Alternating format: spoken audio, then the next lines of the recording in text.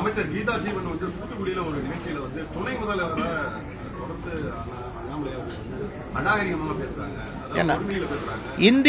இந்திய அரசியல் வரலாற்றுல அநாகரிகமாக பேசக்கூடிய ஒருவர் இருக்கிறார் அப்படின்னா நம்முடைய துணை முதலமைச்சர் மதிப்புக்குரிய ஐயா உதயநிதி ஸ்டாலின் அவர்கள்.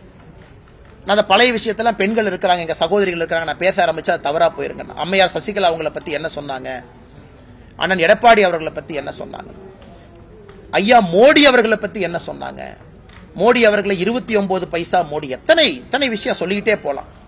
இன்னைக்கு நான் முடிவு செய்து விட்டேன், அவர்களுக்கு அவர்கள் பாஷையில பேசினா தான் புரியுதுங்கண்ணா, இல்லாட்டி புரியறது இல்லை. இந்த காதுல வாங்கி இந்த காதுல விட்டுறாங்க. அப்ப இல்லாட்டி நீங்க போய் பிரஸ்ல போய் கேட்டா அண்ணாமலையா யாருன்னே தெரியாது பாரு, அல்லது பிரஸ்காரங்க மைக் நீட்டினா அதெல்லாம் தெரியாது, இவரை பத்தி கேட்டா சினிமா நான் பாக்குறது இல்லையும் பாரு. இதுதான் அவருடைய பதில். இது அநாகரிகமான பதில். இப்படித்தான் தொடர்ந்து நடந்து கொண்டிருக்கிறது. இன்னைக்கு அவர்களுடைய பாஷையில நான் பேச ஆரம்பித்திருக்கேன். வேற வழி இல்லை, மக்களுக்கு தெரியணும் எவ்வளவு அநாகரிகமாக அதிகாரத்தை கையில் வைத்துக் கொண்டு நடந்து கொள்கின்றார்கள் என்று. நேற்றைய தினம் சீமானுடைய விசாரணை நேரம் காலதாமதத்துக்கு வந்து காவல்துறைன்னு சீமான் சொல்லியிருக்காரு. குறிப்பா வந்து முதல்வர் பேசி முடிச்சதுக்கு அப்புறம் தான் வெளியில அந்த ஹோட்டல்ல இருந்தே கிளம்ப சூழ்நிலை இருந்துச்சு அப்படின்னு சொல்றாரு சீமான். ஆனா நான் தெரியலங்கண்ணே, நான் நேற்று 10 மணிக்கு படுத்து தூங்கிட்டேங்கண்ணே. ஏன்னா காலையில் நேரமே நான் கோயம்புத்தூர் வரணும் நிகழ்ச்சிக்குன்னு சொல்லிட்டு எனக்கு இரவு என்ன நடந்தது, யார் எத்தனை மணிக்கு பேசினாங்கன்னு எனக்கு தெரியாதுங்கண்ணா. ஏன்னா லேட்டா தான் நடந்திருக்கும், அதனால எனக்கு சத்தியமா தெரியலங்கண்ணா. திருப்பூர் மாநகராட்சி மேயர் அவர் உங்களை பத்தி ஒரு பிரஸ் மீட்ல பேசுறப்ப என்ன சொல்லிட்டாரு, இந்த மாதிரி கொங்கு மண்டலத்தை சேர்ந்தவர், அவர் வந்து இப்படி ஒரு அரைவேக்காடு அப்படின்ற ஒரு வார்த்தையை பயன்படுத்தி அது மாதிரி பேசுறாருன்னு சொல்லியிருக்காங்க. அதை பத்தி கோவம் வரத்தானே செய்யும். ஏன்னா அவங்களுடைய நெஞ்சில சுமக்கிற தலைவரை பத்தி நம்ம தப்பா பேசுறோம் அப்படிங்கிற கோவம் வரத்தாங்கன்னு செய்யும். அதான் இவங்களே என்னன்னா அடிமைகள், அவங்கெல்லாம் அடிமைகள். இவங்கெல்லாம் எப்படிப்பட்ட அடிமைகள்னா, எந்த வித ஒரு தலைவனுக்கு ஒரு தகுதி இருக்கணுங்கண்ணா. There should be a basic character. மண்ணிலிருந்து வந்திருக்கணும், மண் சார்ந்து வந்திருக்கணும், மக்களுக்கு ஏதாச்சும் பண்ணிருக்கணும்.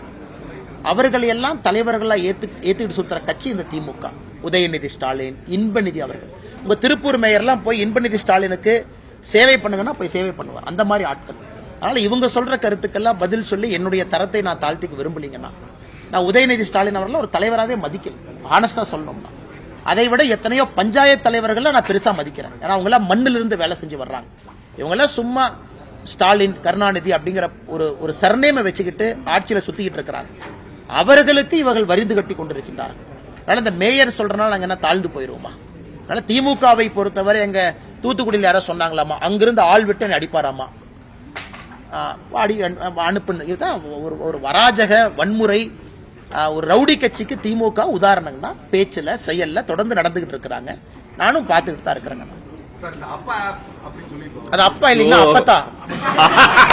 ஏன்னா அது கரெக்டா பாருங்கன்னா, அது அப்பான்னு வராது. நீங்க கரெக்டா அது போட்டீங்கன்னா அது அப்பத்தான் வரும். அப்பத்தானா என்னன்னு தமிழ்நாடு தெரியும். ஏன்னா நம்ம ஊர்ல தான் அப்பத்தாங்க. அந்த அது வரக்கூடாதுங்கிறதுக்காக பாதி தமிழ் பாதி ஆங்கிலத்துல போட்டு அது அப்பா ஆப்னு மாத்திருக்காங்க. அதுலயே எவ்வளவு பெரிய ஃப்ராடு பண்றாங்கன்னு பாருங்க. அது ஆக்சுவலா அது அப்பத்தா ஆப். அதை வச்சு இவங்க பண்றதே வந்து பண வசூல்.